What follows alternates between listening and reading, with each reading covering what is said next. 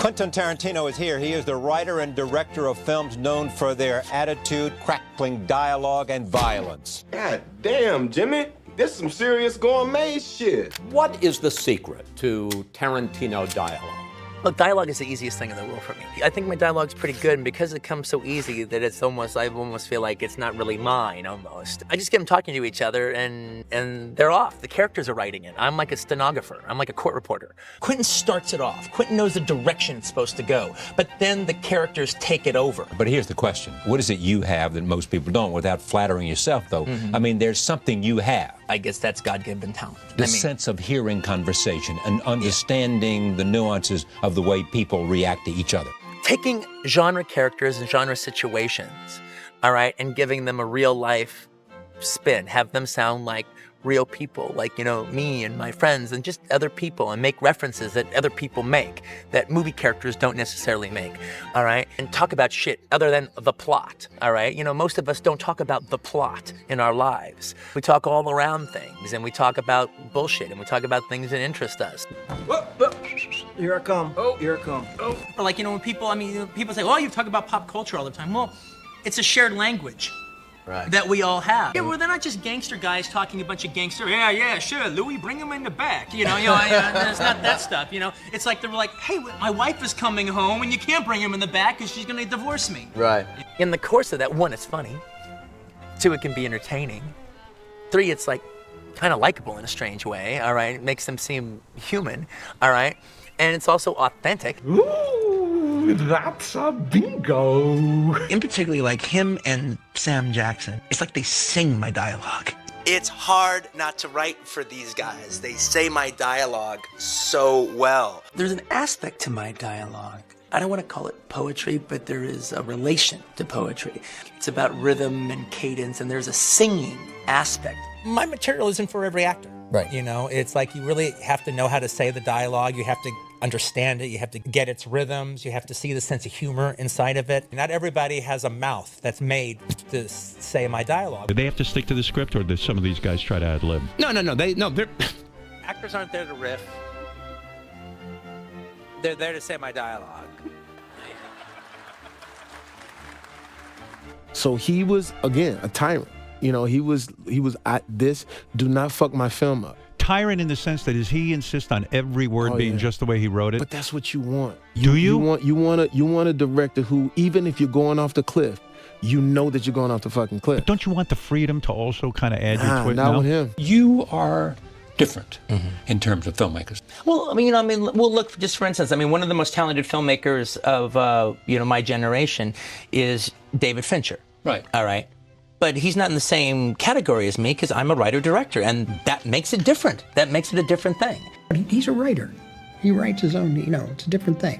I wish I could. I wish I could just be in a room and create these novels. Imagine, to have the level of creativity and also knowledge to put something like that together, and knowledge of human experience, psychology, emotions, that sort of thing, and history. But you know what? It's hard work to go to that blank piece of paper and start from square one. Start from scratch every single solitary time. You are at the bottom of Mount Everest every single solitary time, and everything you've done before not only does not help you, it could even hang over your head. The glory in what I do is the fact that it starts with a blank piece of paper. You look at something like Inglourious Basterds, and that did not, if my mother never met my father, that would not exist in any way, shape, or form. Why the need for so much gruesome, graphic violence? Why not let us imagine because a little it's so much fun, Jan. Really? Get it? Oh, really? Okay, I'd like to see you walk down the street and get attacked by some kids who've just seen your movie. But see, Jan, you're all messed up because you're talking about real life. Oh, and I'm I see. talking And kids about at the 12, movies. You got to kids get at it straight. 12. Now, if you want to talk about the movies, we'll talk about the movies. At the time, my profile in the industry, or the way critics wrote about me, or part of the thing that they always talked about me, all right, was violence, violence, violence, violence, violence. He's the violence guy, and he likes violence. Samurai swords! If you were going to take a slab at me, it was almost like I'm immoral for doing what I'm doing, all right? Like saying liking violence in movies is the same thing as liking violence in real life, all right? Which is not. I'm a big fan of action and violence and cinema. I always said that one of the reasons Thomas Edison invented the camera was to film violence, right? Because it's so good. And the genres that I'm attracted to tend to be genres that deal freely in that kind of stuff. What I'm about is playing the audience. I feel like I'm the orchestra conductor and the audience's reaction are my orchestra. And the sounds you make are my instruments, and your feelings are my instruments. So it's like laugh, laugh, laugh. Stop laughing. Stop laughing. Okay, now be horrified. Be horrified. This is horrible. This is horrible. This is horrible, horrible, horrible. Laugh. And that's what I want to do. That's what I get off doing. And to me, when someone does that to me, I've had a good time at the movies. You didn't invent violence in film. People have done this. Yeah. For whatever reason, I feel like you become a lightning rod. You become divisive for some people. Do you have a theory on why you get the brunt of that? Yeah, well, I think in particularly when it comes to the violence, I think the main reason is the fact that I'm so unapologetic about it. I'm a cheerleader towards violence in cinema. The most violent cinemas of the last 20 years is Japan. And it absolutely positively is the least violent society of all of the enlightened societies in the world today. They look at it with the right proper perspective. One does not equate the other. But why are you so sure that there's no link between enjoying movie violence and enjoying real violence? I'm gonna tell you why I'm so sure. Do not ask me a question like that. I'm not biting. I refuse your question. Why? Because I refuse your question. I'm not your slave and you're not my master. But you haven't said why you think there's no relationship. It's none of your damn business what I think about that. Well, it's my job to ask you why you think that. And I'm you're very saying influential. no. And I'm shutting you down. But you have a responsibility as a filmmaker, surely, to explain a little bit about No, what I you're don't doing. have any responsibility. I don't have any responsibility of what a whacked out crazy person might do. You're misunderstanding me. I'm not just about that. I'm about other things too. What's going on here? How's it going, man? How are you? What's going on here? What's going on here? What's going on here? Put that down. What's going on here? What are you doing? What are you doing? Can you not talk to me? Just for the. What are you doing? Hey, don't do that, man. Don't do that again.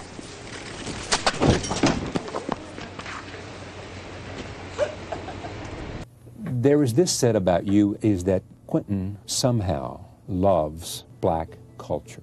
And when Spike Lee comes along and says, you know, why is he using in his screenplay the N-word so much and putting it in Samuel L. Jackson's mouth, what do you say? She benefactor. I'm coming up. Come on up. It's open. It's simply about me being a writer now. And as a writer, I demand the right to write any character in the world that I want to write. And I demand the right to be them, I demand the right to think them, and I demand to tell the truth as I see they are, all right? And to say that I can't do that because I'm white, but the Hughes brothers can do that because they're black, that is racist. That is the heart of racism, all right? And I do not accept that. There's a segment of blacks in America that say that word constantly and use it as, you know, use it in a zillion different ways, all right? And it has many, many different connotations. Ordell is one of them. That is who Ordell is. That is the reality of his character.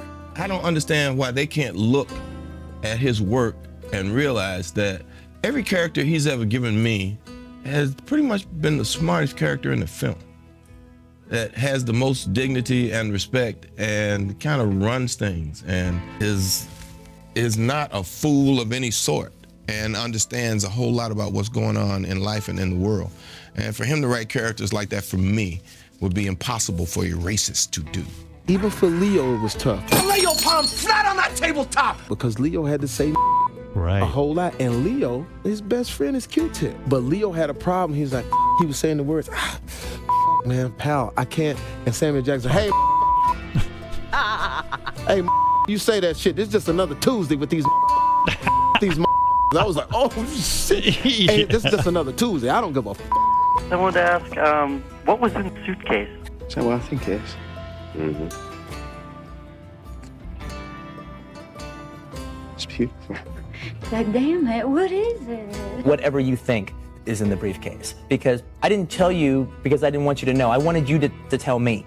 and whatever you say is correct. I kind of like the idea that there's some questions I want you to answer. That way, everyone who sees the movie kind of has their own little movie in their head. And if I were to, say, well, it's this, and you were thinking that, then you'll listen to me. You go, oh, okay. Well, see, I thought it was this, and you would let go of your thought. And I want you to hold on to your thought. Brad Pitt's character, Aldo Rain, has a rope burn. Exactly. Around his neck. But I never wanted to explain how it happened. I desperately wanted to know. Well, I want you to just figure it out, all right? I mean, that's up to you to supply where that rope burn came from.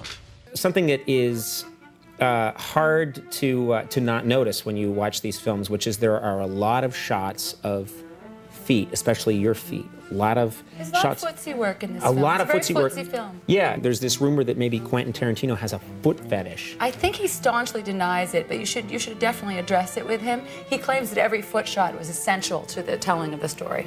There are times where I don't see the point at all. I want to thank my co-stars, Leo, Margot Robbie's feet, Margaret Qualley's feet, Dakota Fanning's feet. Seriously, Quentin has separated more women from their shoes than the TSA. So you understand that's a fetish, because you have a foot fetish, right? Admittedly. Do you really? Yes. I never said I had a foot fetish. You do. I never said You concentrate on feet. I admire feet, I admire legs, I admire ass. I'm a lower track man. When you, all right, I like the same lower here. track. But do you have a foot fetish sexually? I mean, are you into women's feet? I like feet, I like legs. Are you still committed to this idea that you're going to do 10 films? Yeah. Why is that? For me, as a fan, the idea that you're only going to do one more movie, that sucks. Well, I appreciate it. Part of it is for you to say that, and part of it is to leave you wanting more. You know, it's like, I mean, there is something, one, and also I've been doing it for a long time. 30 years is a long fucking time. Yes. I want to retire before I lose to Leon Spanks. I don't want to lose to Leon Spanks. Right. Muhammad Ali. Yeah. But you're on top of your game. That's what I don't understand. That's a good, the perfect But why time. do you think there's going to come a time where you're not on top of your game? Because I know about film history, and film directors do not get better as they get older. But I think Once Upon a Time in Hollywood, there's no sign of slipping. Like, it's fucking fantastic. Well, that's the idea. But I don't think you're to stop when the mic still has like a 20-pound weight on it, and I drop it. Boom. Tell everybody, match that shit. The name Quentin Tarantino has moved well beyond the definition of a wonderkind director. He's a serious filmmaker. He's a unique voice for our time. He's a purist who is sure to leave an indelible mark on cinematic history.